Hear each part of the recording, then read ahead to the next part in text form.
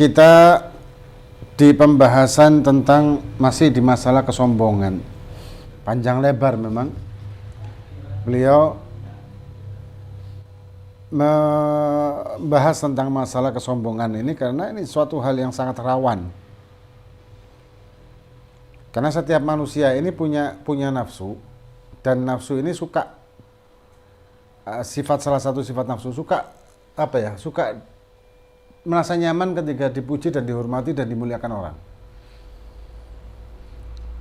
Apalagi ketika dia mendapatkan kedudukan di masyarakat, entah itu kedudukan secara agama atau sosial atau apalah, nafsu itu merasa nyaman. Nah, ketika merasa nyaman kemudian kita ingin menunjukkan status kita karena kita sudah merasa nyaman dengan dimuliakan oleh orang, maka kita menunjukkan dan merendahkan yang lain. Merasa nyaman kemuliaan tadi itu kemudian dipengaruhi oleh hawa nafsu hingga kita menjadi sombong. Menunjukkan kepada orang ketika kita dimuliakan orang, kita menunjukkan kepada orang lain bahwa ini. Maka itu dikatakan faidakan al-insan dawujaha warif'ah indan nas. Apabila seseorang itu mempunyai kedudukan dan kemuliaan di manusia, fayambaghi lahu an yakhfadh min nafsih. Maka seyogyanya dia untuk merendahkan dirinya.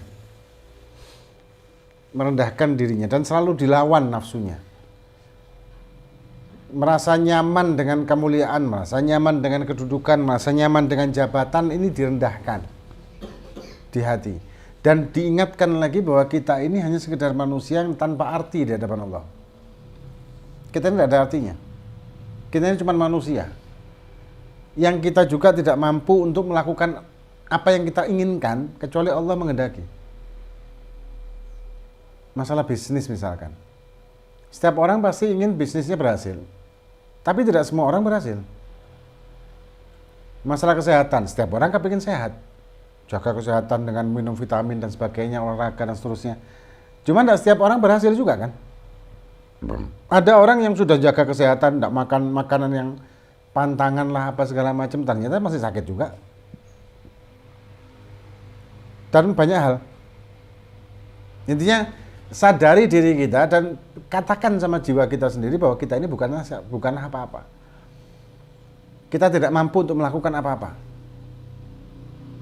Jadi ketika muncul kenyamanan tadi itu, ya, kenyamanan dihormati orang, baik karena diri kita atau karena lingkungan kita, bahkan kadang-kadang karena guru kita juga. Kayak misalkan ya contohnya, kita orang ini kan mulia karena dimuliakan orang karena guru kita, kan banyak kayak gitu kan. Seorang kiai, ustadz, habib sekalipun dimuliakan karena gurunya dia. Banyak kayak gitu kan. Nah, ketika dia nyaman ini tadi, ini juga zona nyaman, ini bahaya. Kalau dia keterusan dan kayak enakan, merasa nyaman, ya sudah. Muncullah kesombongan tadi. Maka itu yang bari lahu an yakhfadh min nafsih. Dan bermuamalah dia dengan Allah Subhanahu wa taala. Ya, menjaga amalnya maksudnya, menjaga amalnya dengan Allah Subhanahu wa taala dengan melupakan kedudukannya dia. Jadi dia beramal kepada Allah, bertagarrub ilallah, melakukan ibadah wajib maupun sunnah, bermunajat dan berdoa dengan melupakan dirinya, kedudukan dirinya maksudnya, merupakan pangkat dirinya, kedudukan dirinya, kemuliaan dirinya di dunia. Dan dia merendahkan dirinya di hadapan Allah yang memang secara hakikat bukan merendahkan karena aku tak ngerendahan, bukan gitu kan? Bukan, maksudnya gini, bukan merendahkan itu dengan apa ya? Dengan kayak kepaksaan gitu ya, kayak di setting, nah, bukan settingan. Cuman merendahkan diri di hadapan Allah adalah karena kesadaran, bukan karena settingan. Kan ada tuh, kita berusaha untuk nyeting diri kita untuk nangis misalkan ya, misal ini. Nyeting diri kita untuk nangis ketika kita doa sama Allah. Ini kan settingan toh. Bukan dengan kesadaran memang kudu nangis. anak kesalahanku begini ya Allah, aku maksiatku gini ya Allah, aku begini ya Allah, aku mengharapkan begini ya Allah, aku takut sama Engkau ya Allah, gini gini, gini. Kesadaran diri yang hingga mengeluarkan mengeluarkan air mata. Bukan settingan atau keterpaksaan tadi, bukan kayak semacam keharusan kudu ini, enggak, tapi karena kesadaran. Kemudian fayusaidun nas ala dharuratihim wa masalah, dan juga membantu gampang ringan tangan, ini termasuk melatih nafsu kita ya, untuk membantu teman saudara-saudara kita ketika mereka ke maslahat mereka, kebutuhan mereka, hajat mereka, kita gampang membantu mereka tanpa pandang bulu, memenuhi hajat dan keperluan orang lain tanpa pandang bulu, selama itu hal yang halal ya pastinya, bukan hal yang diharamkan. Ini juga bentuk kerendahan hati, gampang bantu orang tanpa melihat ya, siapa ini orang. Walaupun dia kedudukannya sudah Masya Allah, tapi dia masih bantu orang yang di bawah dia statusnya. Ini Masya Allah luar biasa kayak gitu.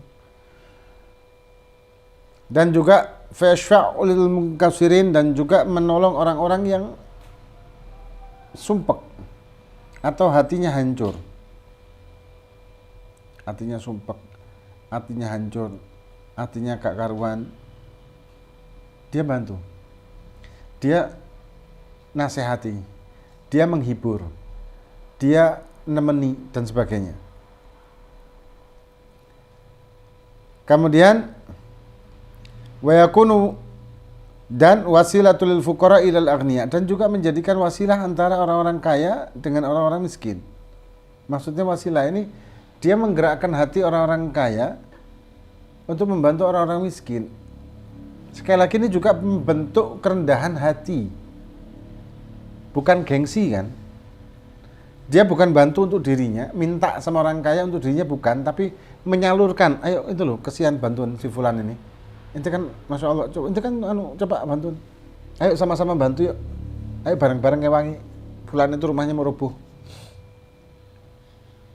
Gini ini kan bentuk gengsi kan. Kalau misalkan kita ini punya rasa sombong tadi, merasa punya kedudukan, kita kan gengsi ngomong seperti itu. Kemudian wa idza dhahaba syai' min wujahati awwadallahu ta'ala bima huwa khairul lahu. Kalau sudah hilang rasa mulia tadi, merasa nyaman dengan zona nyaman kemuliaan tadi itu hilang, maka Allah akan menggantinya dengan sesuatu yang lebih baik dari itu, yaitu kemuliaan akhirat. Ya. Jadi kemuliaan akhirat ini kemuliaan abadi dan kemuliaan yang memang hakikatnya kemuliaan, bukan kemuliaan palsu. Kadang-kadang kemuliaan di dunia ini kemuliaan palsu. Kayak contoh pejabat aja lah. Banyak, bukan semua, banyak anak buah pejabat tersebut memuliakan pejabatnya karena status jabatannya. Kalau sudah selesai pejabatannya ya biasa aja kan. Ya ada lah yang masih sungkan atau apa, tapi selanjutnya ya. Tapi kalau kemuliaan akhirat ini tidak akan ada habisnya. Karena kemuliaan akhirat sifatnya tetap. Kalau kemuliaan dunia belum tentu tetap. Orang-orang yang mulia secara akhirat, misalkan para ulia, ulama, sholihin, itu bisa tetap juga di dunia. Selama dia tetap jalurnya jalur akhirat loh ya. Tapi akan hilang ketika jalurnya berubah menjadi jalur dunia, menjadi ulama-ulama menjadi ulama pencinta dunia dan seterusnya, maka jalurnya berubah. Jalurnya segera berubah. Tapi ketika dia ini istiqomah dengan mengejar akhirat, dan perilakunya dia dan muamalah dia selama di dunia ini selalu mengajak orang untuk ke akhirat, dalam arti mengajak ke Allah, mengajak ke agama, mengajak ke ridhonya Allah, maka orang ini akan menjadi mulia permanen yang nyambung sampai yaumul qiyamah kalau dia memang seperti itu, tetap istiqomah sampai wafat. Bukan kemuliaan palsu. Nah. Bahkan orang-orang seperti itu andai kata bukan pensiun ya, mungkin karena sakit atau apa sehingga tidak bisa ngajar lagi, tetap dimuliakan orang. Wafatnya pun tetap dimuliakan orang. Hallnya pun tetap diramein sama orang. Kenangannya apa segala macam. Tapi kalau pejabat, selesai. Dan orang datang biasanya kalau hall orang datang, kalau orang itu orang mulia permanen tadi, kedatangan mereka itu dengan bondo dewe. Bahkan ada di daerah-daerah tertentu sampai masyarakat setempat membantu tanpa pamrih. Tapi kalau misalkan ada orang-orang yang sifatnya bukan mulia permanen, datangnya itu ada karena pamrih. Mungkin karena ada bingkisan kah, atau mungkin ada souvenir, atau mungkin ada apalah. Umumnya kan begitu. Tapi kalau kemuliaan itu kemuliaan permanen yang menumbuhkan rasa mahabbah tadi, ya orang datang, wafatnya pun tetap dimuliakan. Nah, orang-orang seperti itu telah menghilangkan rasa nyaman mulia di dunia. Jadi ketika kita muncul rasa nyaman di dunia, ketika dihormati siapapun, segera kita tepis dengan kita katakan bahwa kita tidak ada artinya. Kita ini siapa sih? Apa sih arti kita ini? Kita tidak ada artinya di hadapan Allah. Kemudian